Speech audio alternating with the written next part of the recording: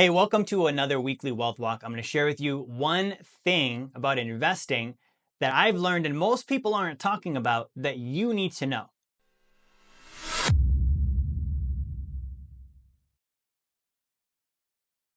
Hey, welcome back to the weekly wealth walk. I'm Jerry Fetta, CEO and founder of Wealth Dynamics.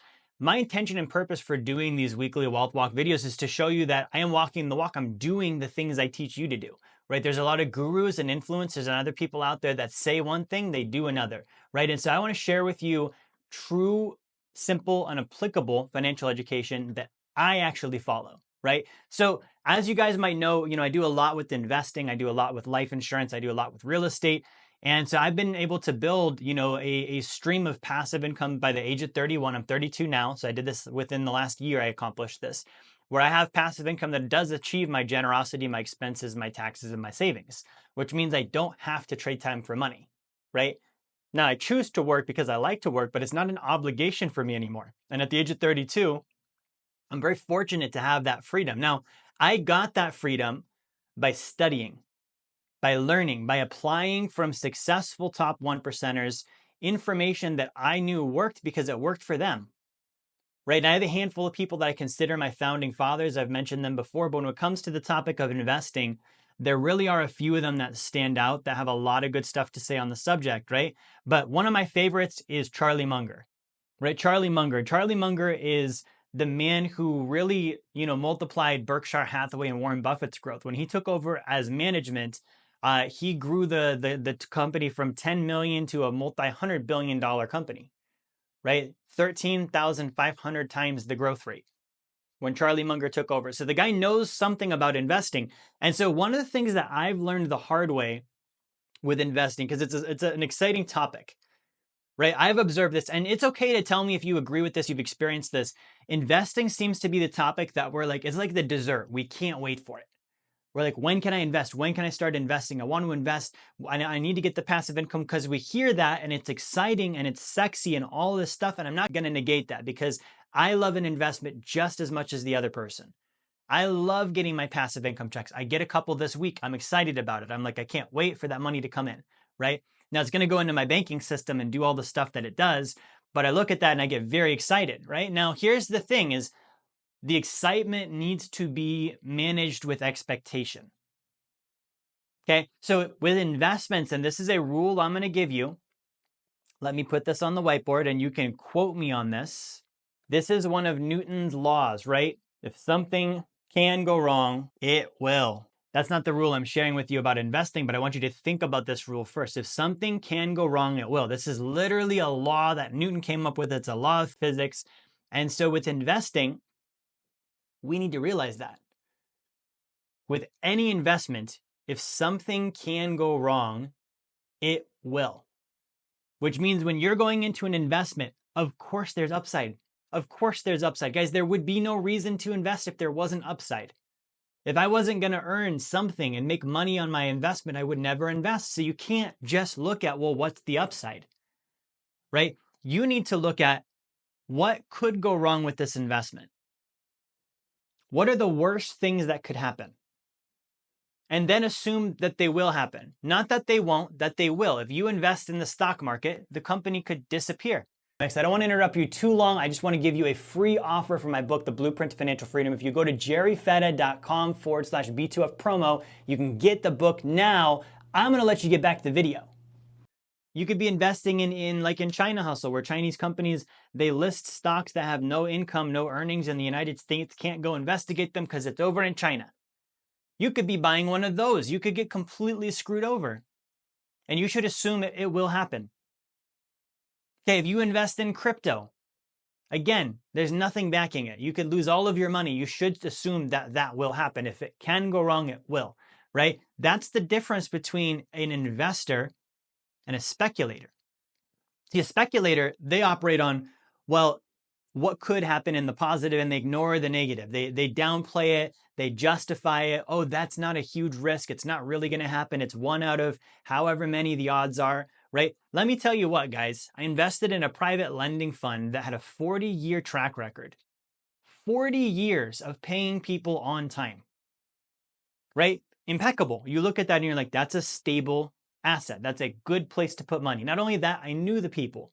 I grew up with them. They went to my church, right? I looked at the properties. I walked into the houses. I saw them with my own eyes, right? So I knew it was a real thing. I was like, this is not like some weird, scheme or game. There's real property, real assets here.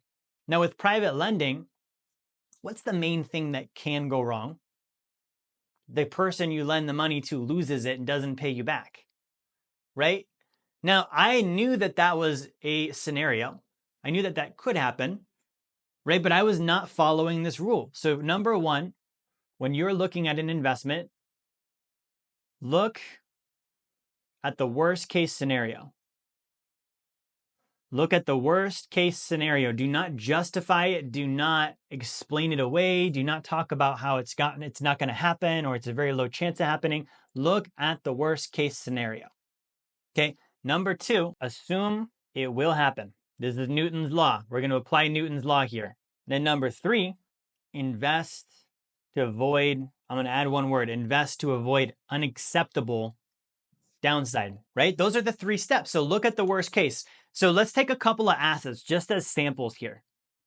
Okay, so let's take the stock market. Let's look at the worst case, right? The worst case is I could lose 50% because the market drops, right? And I might never recover the money.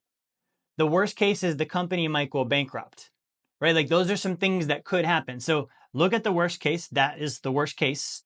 Assume it will happen. If I do this investment, I need to assume at some point I'm probably going to lose 50%. Am I okay with that? I could lose all of it. Am I okay with that? And then is that an acceptable downside? Is that something I'm willing to accept? For me, no. So I won't invest in that, right? Now, let's take the private lending fund for an example. I'm going to loan someone money. They're going to pay me back as agreed with interest. What's the worst case scenario? Number one, they could be fraudulent. They don't actually have a property. They just take my money and they pay me interest every month. And then at some point they run out because it's a Ponzi scheme and they were paying me with other people's money. It could be that. Definitely could happen, right? Next thing could happen. They could just simply default and not pay me as agreed. Then I've got to go through court procedures and try and, sue them and this and that. And it's thousands and thousands of dollars and years of time. And that's the worst case scenario. So assume it'll happen. If I do this private lending deal, probably at some point I'm not going to get paid. And if I don't get paid, it's either going to be that they don't have the money and I'm screwed, or they do have assets and I've got to go sue them and take a whole court process to get what's mine. Okay, is that an acceptable downside? For me, having been through it, no, that is not an acceptable downside. I don't want to deal with that. That's not something I'm interested in. That's not a game that I want to play. Okay, now let's take seller finance real estate or rental real estate, right? Either one of these. Let's take rentals for an example. What's the worst case scenario?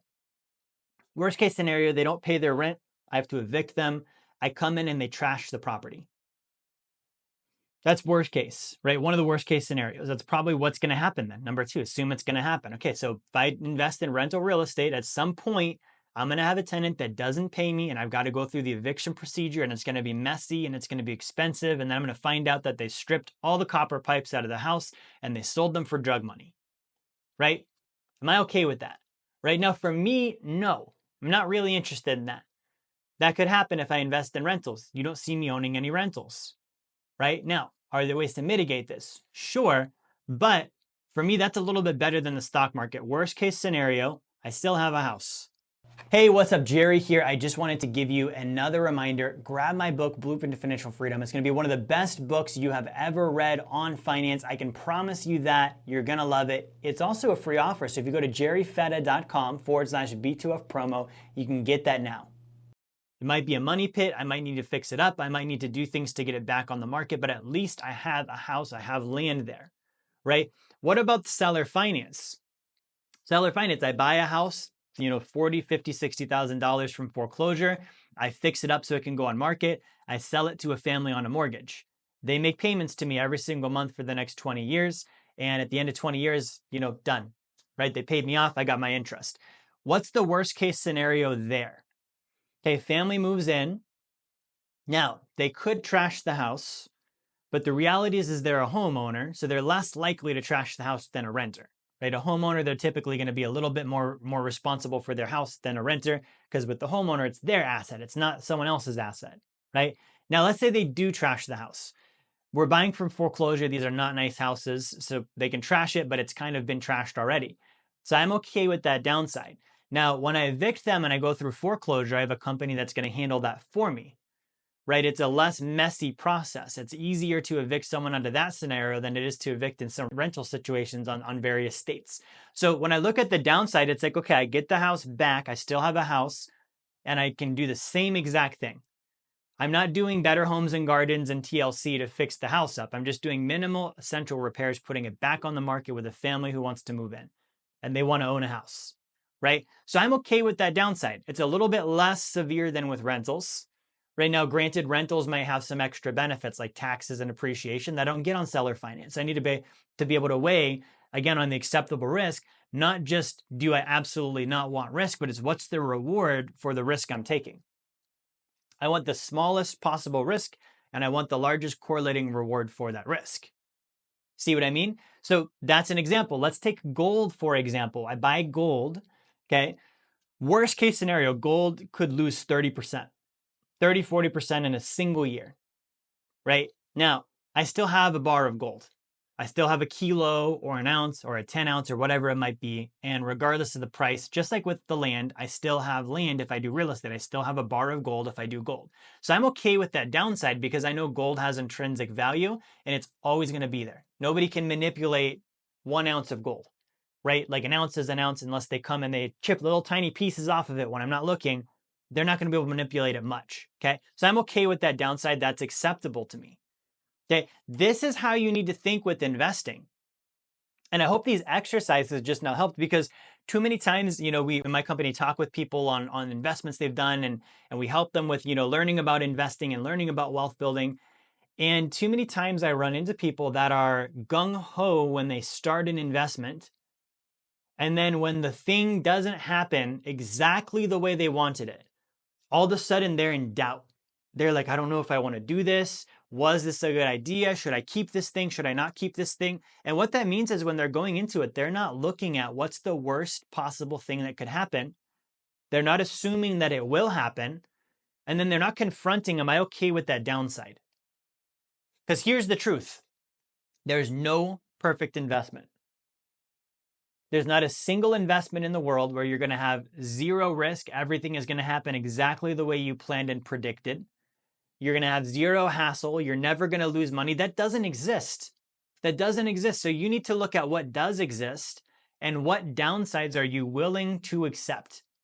Because they will happen, right? I want downsides that are inconveniences, not things I can't come back from, right? Having somebody steal money from me, I can't really come back from that. I've just got to rebuild.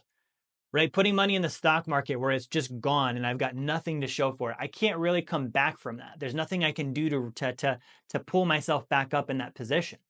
Real estate, I can come back from it. I've got a house there. Got a house. I can make that house, make me more money in the future and I can come back from it. Gold and silver, same thing. I've got actual tangible assets there. I can come back from that. Businesses, I can do that. I can grow a business.